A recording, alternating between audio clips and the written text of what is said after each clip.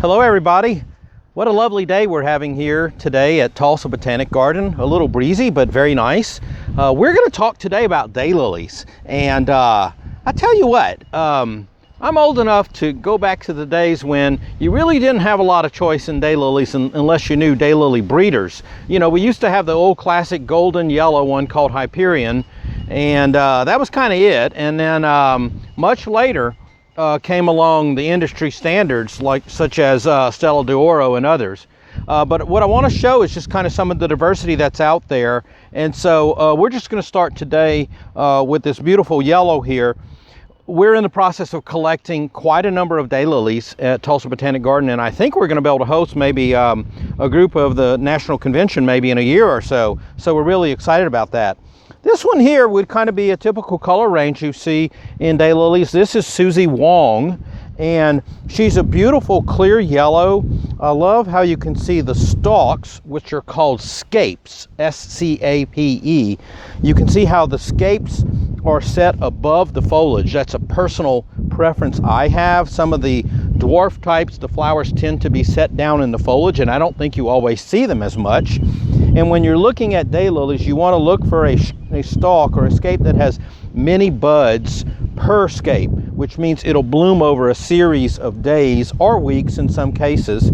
And that's important because, as we all know, that flowers last a day or more or less.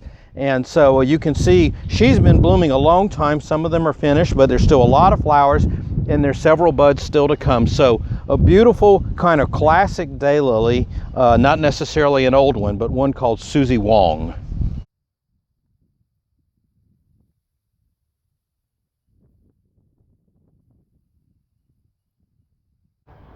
Okay, so here we're standing at another daylily with maybe not the biggest flowers that you can find, but still reasonably large ones. This one is called Lullaby Baby. It's this beautiful kind of apricot to peach color, one of the pastels. But what I want you to look at is how long these scapes are. So this is really nicely set. We actually have it growing near a quince. And you can see the stalks are just really elongated, and they're branched stalks, so we get a lot of flowers coming out. This one's in transition between bloom. It's even growing near an oak tree, so it's not getting 100% sun, although you can see it's reaching for the sun. Your daylilies do like as much sun as you can give them, and they'll reward you with more flowers with them, if you give them a lot of sun. If you put them in too much shade, they'll bloom a little sparsely. But this one is Lullaby Baby, another little beauty, and really looking very nice right here. Okay, so here we have an incredible beauty with huge flowers. This one is called Chicago Star, and you just have to really look at the size of these amazing vivid yellow, almost golden yellow flowers to show you what you can get in the world of daylilies. This one also has very sturdy stalks.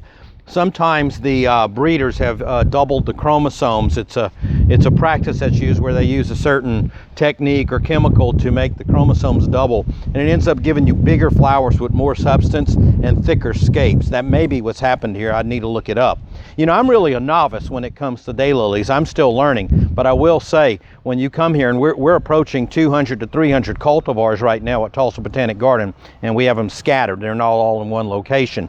You can really see that there's a lot more diversity out there than meets the eye for the average view of what daylilies should look like.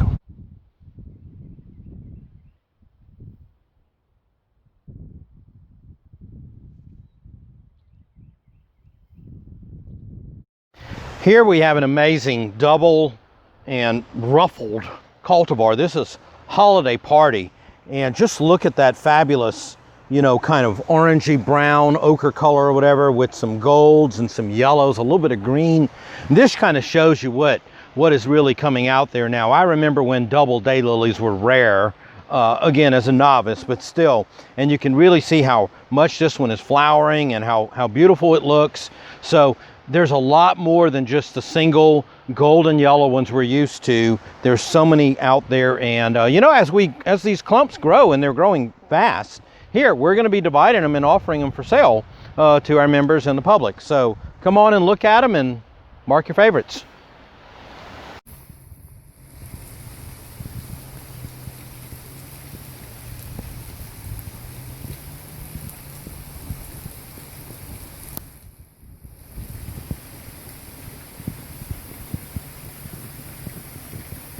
here we're standing in front of this amazing clump. This is only 2 plants, y'all, of one called Wayside King Royale. So Wayside refers to the great old mail order nursery, Wayside Gardens. And you know, this thing, it's already dropped 1/2 to 2/3 its flowers. It's been amazing. It's been blooming for 2 weeks already. And you get this very rich kind of velvety purple with some red undertones. And then you get that beautiful green, yellow throat. But it's just been fabulous. 2 plants that are about 2 years old. And look at them, how they're blooming. Pretty amazing for a daylily. And also we wanted to show you that they don't just come in the oranges and yellows that we've been showing you before. One thing I'll just say, since this one's starting to go over, is one practice that I think is good to do is to deadhead your daylily. So after the stalk is completely bloomed out, you can cut those stalks back. Now, some people like to wait until the stalks turn brown and they actually kind of pull out pretty gently. And I don't know if that's the preferred practice or not. Some people can't stand to wait until the stalks turn brown. But it's just a good practice to do them, because unless you're growing them for seed, if you're a breeder, then there's really no need to keep the stalks. And then the foliage can be tidied up at the same time. If you have any dead foliage, you can just gently pull it away from the crown. And, you know, they're tough plants. They don't need hardly any care. If you want to fertilize them once a year, they'll certainly appreciate it. Just a general all-purpose you know, garden fertilizer, but otherwise just leave them be and they'll reward you with lots of flowers.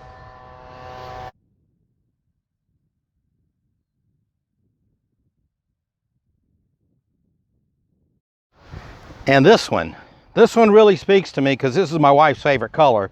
So I'm gonna have to get this for Heather, y'all. But this is called South Seas, and ooh la la, what a rich shade of orange and red blend. So it's got this coral or salmon color with this vivid yellow throat. Again, very tall, sturdy scapes, blooming very significantly. This is a 2-year-old plant for us, with a nice hibiscus behind it, so it contrasts nicely.